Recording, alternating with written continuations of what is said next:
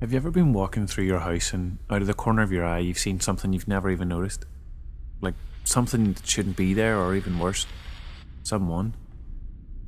The first time I saw that face, I was walking past the large glass doors out in my garden.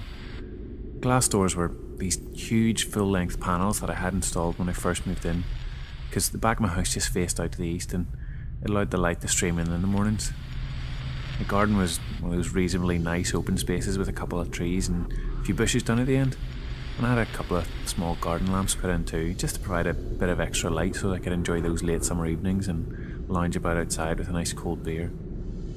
But as happens to most things, those bulbs blew or animals knocked them over and some water got inside, and they ended up being more of an ornament more than anything. But at least when I sat outside, the light kind of spilled out into the garden from the warming glow of my house.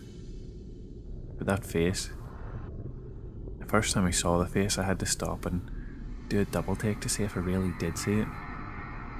But when I looked more closely, there was nothing there. I put it to the back of my mind and dismissed it just as my bad eyesight, although being in a house on your own, your mind does begin to wander a bit. Your fears begin to get amplified in the dark. But then you just have to remind yourself that logically, there's no explanation for anything supernatural. Over the next couple of days I didn't see anything, but I couldn't get that image of the face out of my mind. I tidied the house and I went about my normal business, having guests round, cooking dinner, playing some games online. But something kept on bringing me back to that big glass door to the garden, night after night after night. Every so often I thought I saw something move, but the shadows played tricks on me. Maybe it was just animals scuttling around or the bushes rustling around in the wind. I chuckled to myself. Let me get all wound up over nothing, just my imagination. And I just laughed out loud. I was talking to myself now. First sign of madness, they say. But my laugh was cut short. My mind suddenly snapped back to reality when I realised that the face at the end of the garden was there again. It hadn't shimmered or faded into existence, it was just there. This time it was clearer than ever before. It stared at me, its piercing eyes just boring into me. It was formless and shapeless. Just a face with these eyes that seemed to see everything and show nothing. It felt like those eyes were holding me tightly in place, rooting me to the spot in fear. As my nervous system began pumping chemicals around my body, I could feel my muscles constrict. My toes curled and my hands balled into fists. Fight or flight, fight or flight. My body couldn't decide which. I wanted to fight whatever it was making me feel like this, fight whatever force was holding me, but I was terrified. I realised that I'd been perfectly still during this exchange, and it felt like hours.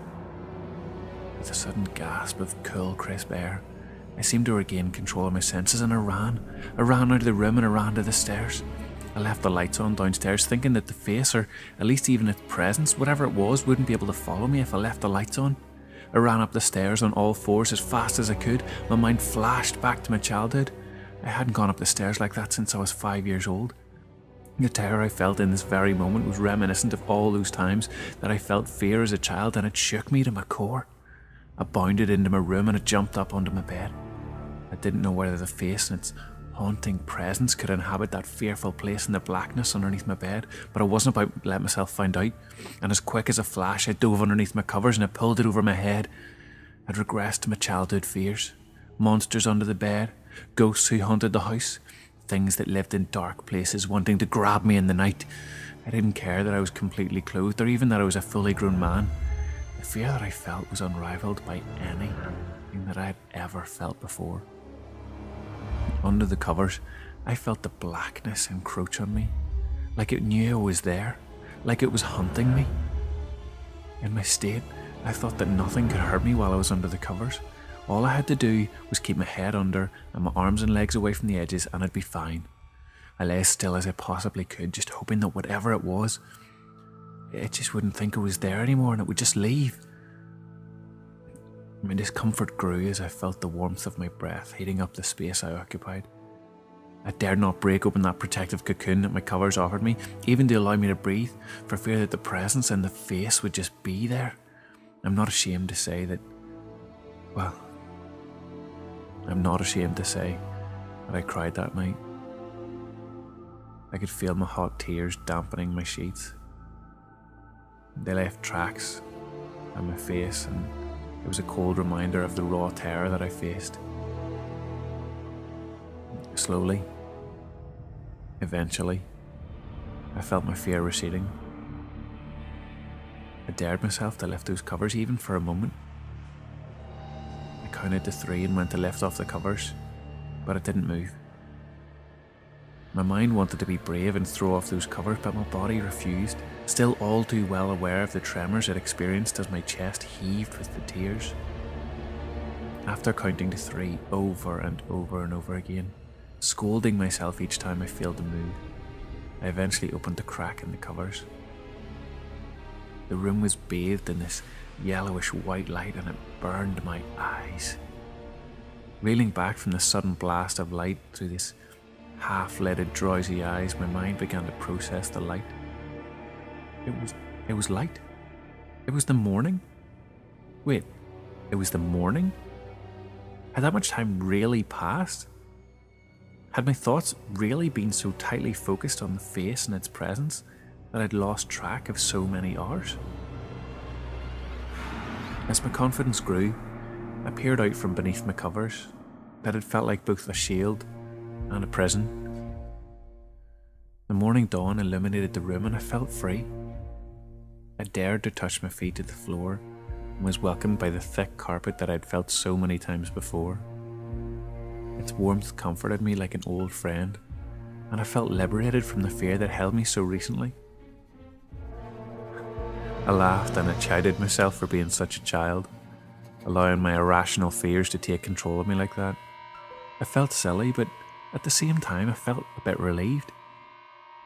I began my morning ritual, but as I passed that large glass door to the garden, everything was white.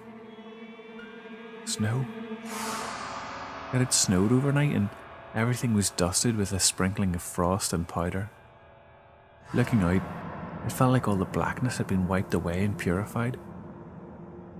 I prepared some breakfast and sat in my armchair looking out across the garden.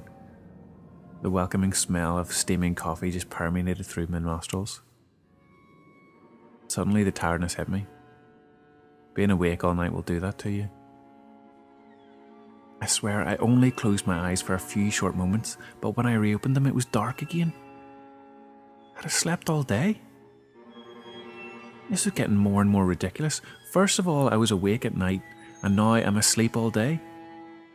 The adrenaline rush that I experienced had kept me awake, and now my body was punishing me for it by making me catch up on all that much needed sleep. I stood up and I looked out across the garden. My tired muscles ached from the position that they were forced to rest in. The snow was still there though, still clean and still pure. The light from the room spilled out onto the garden through the glass door, but something about it felt a bit strange. As I looked out, the light in the room flickered, and with a quiet pop, the lamp blew. In that moment, the garden that was bathed in light, it became a nightmare once again. The face was there, in the same place that it always was, never blinking, never looking away. But this time it began to move. The face began to move out from the bushes and towards me across the snow. It seemed like the light had been my only protection, but now I had nothing to defend myself, nothing to defend my home. Whatever it was, whatever that thing was, it started moving closer. And I noticed something which confused me. There were no footprints in the snow. The surreality of this phenomenon it made time slow down, and it made my blood run cold. I felt the shiver run down my spine, and it felt like someone was almost breathing down my neck as this face moved closer. And then I realised, looking through the glass doors, it wasn't the face that I was looking at. It was its reflection.